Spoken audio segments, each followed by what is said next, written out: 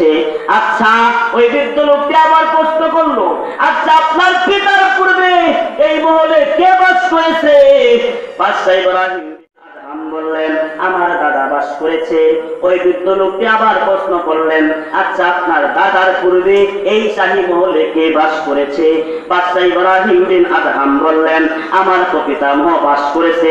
বৃদ্ধ লোকটি বলল, আচ্ছা এখন তো আপনি বসবাস করেন, আচ্ছা আপনার পরে এই মহলে কে বাস করবে?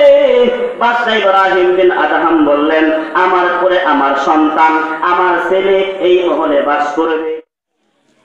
আসসালামু আলাইকুম ওয়া রাহমাতুল্লাহি ওয়া বারাকাতুহু। আপনারা সকলে ভালো আছেন? সুস্থ রাখার মালিক কে? আল্লাহ। as-sihhatu নি'মাতুন আযীমাতুন মিন আল্লাহ। সুস্থতার মালিক আল্লাহ তাআলা।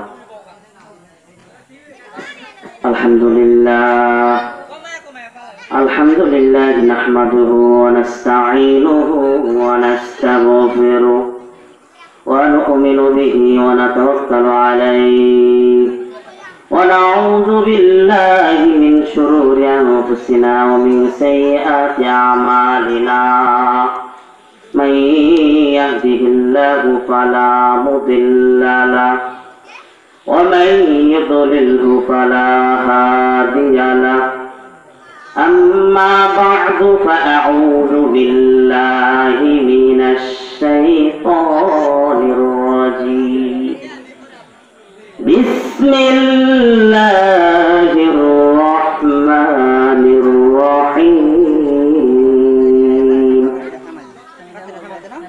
يا أيها النبي قل لأزواجك وبناتك ونساء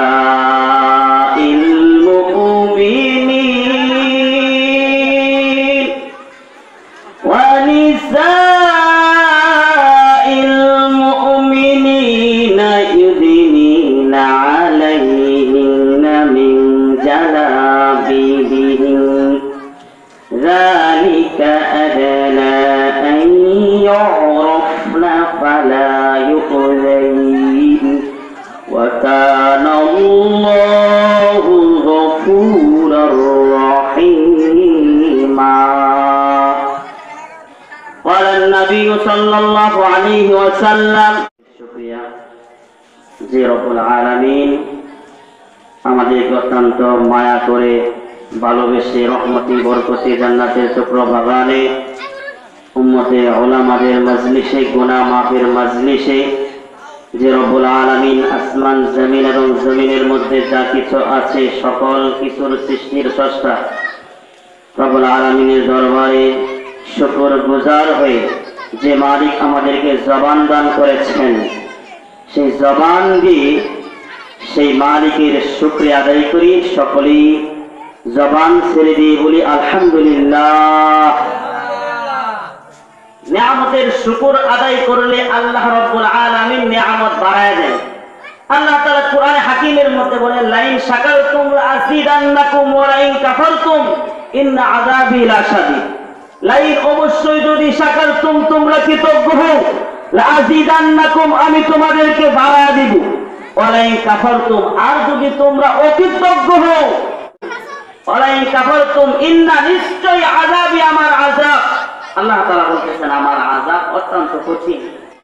কালামে পাকের 33 নং সূরা সূরা আহজাব এই আয়াতে কারীমার মধ্যে আল্লাহ তাআলা বলেন, ইয়া আইয়ুহান নবী, হে নবী, কুল লিআজওয়াজিকা, কুল বলো লিআজওয়াজিকা তোমাদের নারীদের উদ্দেশ্য বলো, অবানাতিকা মেয়েদেরকে বলো, অনিসাইল মুমিনিন মুমিন নারীদেরকে বলো, ইযনিনা তারা যেন নামিয়ে নেই টেনে নেই, জালাবিবিহিন্না তাদের চাদরের অংশ যেন তারা তাদের চেহারার উপর টেনে নেই।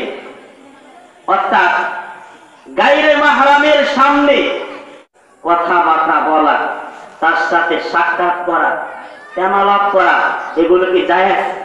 জায়েজ না। তো বলতেছি পর্দা অর্থাৎ গায়রে মাহরাম থেকে পরপুরুষ থেকে নারীদের পর্দা করতে হবে। অর্থাৎ নারীদের পা থেকে মাথা পর্যন্ত পর্দা করতে হবে। পর্দা শব্দের আরবি হলো হিজাব, উর্দু তরজমা হলো যার অর্থ আবরণ, অর্থাৎ যা দিয়া কোনো কিছু ঢেকে রাখা হয় অথবা যার সাহায্যে কোনো কিছুকে দৃষ্টির আড়াল করা হয়। যেমন দরজা জানালার পর্দা, এই যে ওয়াজ প্যান্ডেলের পর্দা, সভা মঞ্চের পর্দা। কিন্তু ইসলাম সে লজ্জাস্থান আবিত করা, সে লজ্জাস্থান দেখে রাখার নাম হলো পর্দা।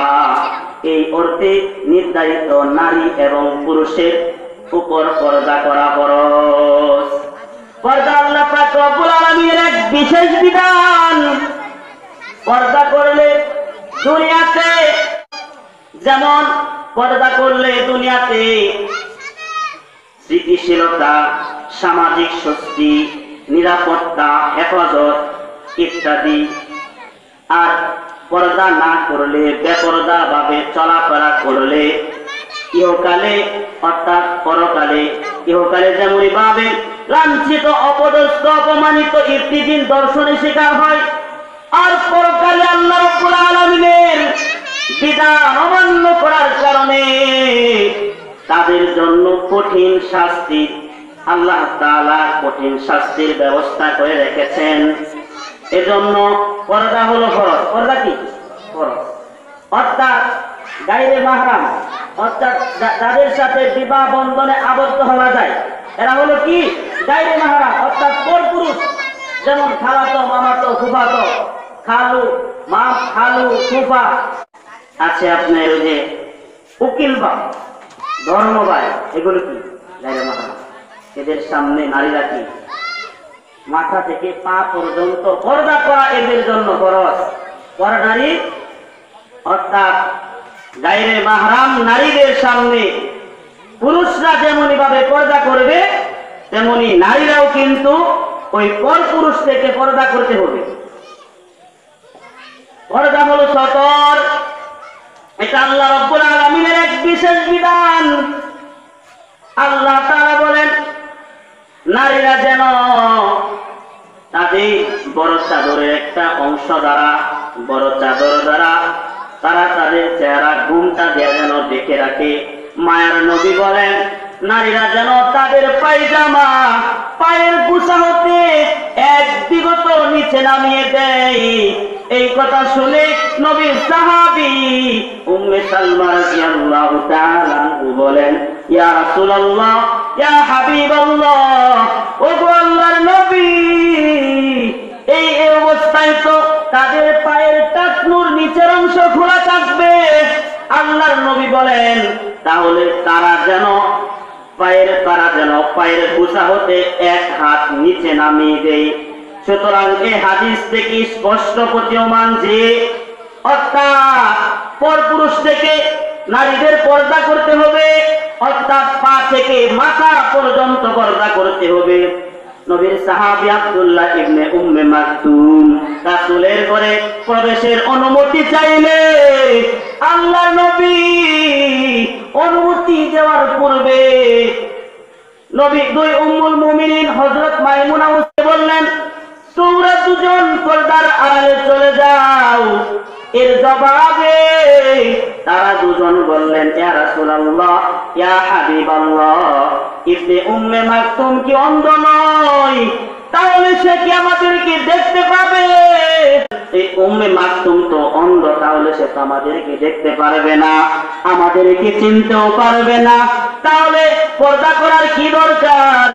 ইবনে উম্মে মাকতুম যদিও সে অন্ধ, যদিও সে তোমাদেরকে দেখতে না পারে, কিন্তু তোমরা দুজন তো তাকে দেখতে পাও। অর্থাৎ অন্ধ লোক রাসূলের ঘরে প্রবেশের অনুমতি চাইল। তখন আল্লাহ নবী বলতেছে, উম্মে মাকতুম তো অন্ধ, সে হয়তো তোমাকে দেখতে পারে নাই, কিন্তু তোমরা দুজন তো ওই অন্ধ লোককে দেখতে পাও। সুতরাং বিষয়টা পরিষ্কার যে নারী থেকে পুরুষের পর্দা করতে হবে। ও যুবক, স্কুলের মেয়েরা যখন স্কুল কলেজে যায়, তখন তুমি রাস্তার পাশে, তুমি স্কুলের কলেজের মেয়েদেরকে তুমি তাকায়া দেখো। ও যুবক, ওই নারী থেকেও তোমার পর্দা করতে হবে। আল্লাহ নবী বলেন, কোন নারী কামভাবের সহিত অপর পুরুষের দিকে যদি তাকায় এবং কোন পুরুষ কামভাবের সহিত পর নারীর দিকে তাকায়, মায়ার নবী বলেন কিয়ামতের ময়দানে তাদের চোখের মধ্যে গরম গলিত সীসা ঢেলে দেওয়া হবে। কামভাবের সহিত যদি পর নারীর দিকে তাকায়, আল্লাহ নবী বলতেছেন, অর্থাৎ পুরুষ এবং নারী, পর নারী পর পুরুষ যদি কামভাবের সহিত পর নারী এবং পর পুরুষের দিকে তাকায়, আল্লাহর নবী বলেন কিয়ামতের দিন তার চোখের মধ্যে গরম গলিত সীসা ঢেলে দেওয়া। নাউজুবিল্লাহ। তো আমি তো পূর্বেই আলোচনার শুরুতে একটি হাদিস, নবীর একটি হাদিস তেলাওয়াত করেছি, মান তাকাররাবা ইলাইয়া শিবরান তাকাররাবতু ইলাইহি যিরআ। যেহেতু সময় কম, বিস্তারিত আলোচনা করলে অনেক সময়ের দরকার। বলখের বাদশা ছিলেন বাদশা ইব্রাহিম বিন আদহাম। ইতিহাসের একজন মহৎ বাদশাহের যা যা কোয়ালিফিকেশন, যা যা যোগ্যতা, ইব্রাহিম বিন আদহামের তার সবই কিছু ছিল, কিন্তু অন্তরে সবসময় শূন্যতা অনুভব করতেন। কি যেন নাই, এ চিন্তায় অস্থির হয়ে পড়তেন।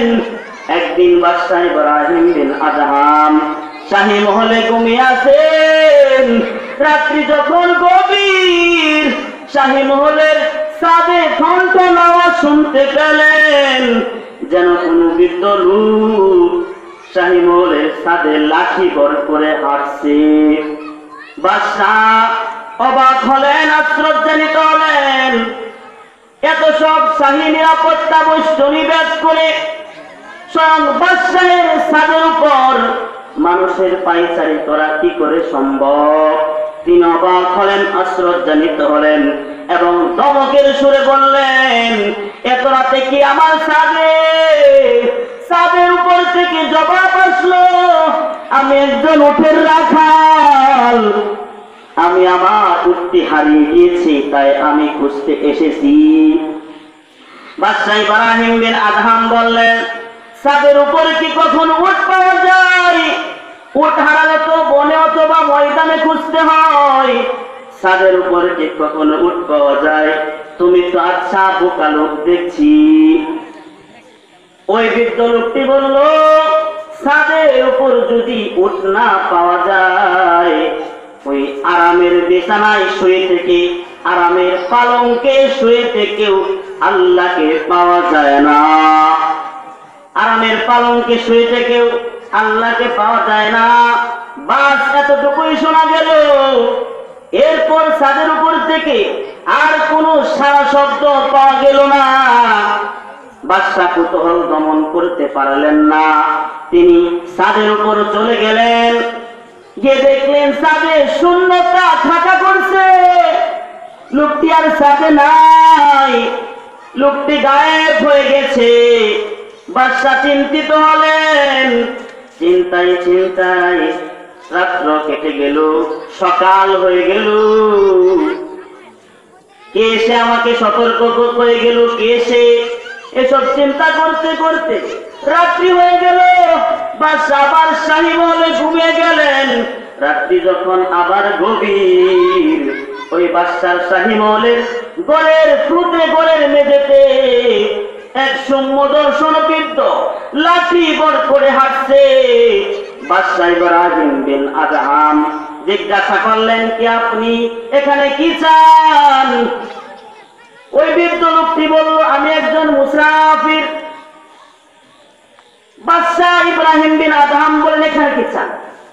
বৃদ্ধ লোকটি বলল, এই মুসাফির খানায় আমি রাত্রি যাপন করতে চাই। বাদশা ইব্রাহিম বিন আদহাম বলেন, আপনি ভুল করেছেন, এটা মুসাফির খানা নয়, এটা বাদশাহের শাহী মহল। বৃদ্ধ লোকটি বলল, এটা একটি মুসাফির খানা, এর প্রমাণ আমার কাছে আছে। বাদশা ইব্রাহিম বিন আদহাম বললেন, কি তার প্রমাণ? বৃদ্ধ লোকটি বলল, আচ্ছা এই শাহী মহলে তো এখন তো আপনি বসবাস করেন। আচ্ছা আমি কিছু প্রশ্ন করব, আপনি আমার প্রশ্নের জবাব দিবেন। এখন তো এই শাহী মহলে আপনি বসবাস করেন। আচ্ছা আপনার পূর্বে এই শাহী মহলে কে বাস করেছে? বাদশাহ ইব্রাহিম বিন আদহাম বললেন, আমার পূর্বে এই মহলে আমার পিতা বাস করেছে। আচ্ছা ওই বৃদ্ধ লোকটি আবার প্রশ্ন করলো, আচ্ছা আপনার পিতার পূর্বে এই মহলে কে বাস করেছে? বাদশাহ ইব্রাহিম বিন আদহাম বললেন, আমার দাদা বাস করেছে। ওই বৃদ্ধ লোকটি আবার প্রশ্ন করলেন, আচ্ছা আপনার দাদার পূর্বে এই শাহী মহলে কে বাস করেছে? বাদশাহ ইব্রাহিম বিন আদহাম বললেন, আমার তো পিতামহ বাস করেছে। বৃদ্ধ লোকটি বলল, আচ্ছা এখন তো আপনি বসবাস করেন, আচ্ছা আপনার পরে এই মহলে কে বাস করবে? বাদশাহ ইব্রাহিম বিন আদহাম বললেন, আমার পরে আমার সন্তান, আমার ছেলে এই মহলে বাস করবে। আচ্ছা আপনার সন্তানের পরে এই মহলে কে বাস করবে? বাদশাহ ইব্রাহিম বিন আদহাম বললেন, আমার নাতি বাস করবে। আবার বৃদ্ধ লোকটি বললেন, আচ্ছা আপনার নাতির পরে এই মহলে কে বাস করবে? বাদশাহ ইব্রাহিম বিন আদহাম বললেন, আপনার নাতির পূর্বে ওই নাতির ছেলে বাস করবে। তখন বৃদ্ধ লোকটি বললেন, সুতরাং দেখা যাচ্ছে এখানে কেউ স্থায়ীভাবে বসবাস করতে পারছে না। একজন চলে যাচ্ছে আর একজন আসছে, সেও কিছুদিন পর চলে যাচ্ছে, নতুন আরেকজন আসছে। এটাই তো একটি মুসাফিরখানা। বাদশার শাহী মহলটাকে বৃদ্ধ লোকটি একটি মুসাফিরখানা প্রমাণ করে দিয়ে লোকটি গায়েব হয়ে গেল। বাদশা এবার আরো চিন্তিত হলেন, কি ব্যাপার কি ব্যাপার, সত্যি তো এই শাহী মহলটা একটি মুসাফিরখানা, এখান থেকে একদিন আমাকেও চলে যেতে হবে। যদি চলে যেতে হয় তবে এখনোই যাই না কেন? যার কাছে যাব তাকে সন্তুষ্ট করি, যেখানে যাব সেখানে সামানা তৈরি করি। এই বলে বাদশাহ ইব্রাহিম বিন আদহাম শাহী রাজপ্রাসাদ ত্যাগ করিয়া, শাহী মহল ত্যাগ করিয়া জঙ্গলে চলে গেলেন। সেখানে আল্লাহর জ্ঞানে, আল্লাহর জিকিরে নির্বিচ্ছিন্ন ইবাদতে লিপ্ত হলেন। একদিন বাদশাহ ইব্রাহিম ওই আগের মতো আল্লাহর জিকির করতেছিলেন, আল্লাহর স্মরণ, আল্লাহর ইবাদত করতেছিলেন। সেই বৃদ্ধ লোক ওই বাদশার সামনে এসে আসসালামু আলাইকুম বলিয়া দৃষ্টি আকর্ষণ করলেন। দৃষ্টি আকর্ষণ করলেন, তিনি ওয়ালাইকুম আসসালাম বলে তিনি আগের মতো জিকিরে লিপ্ত হলেন।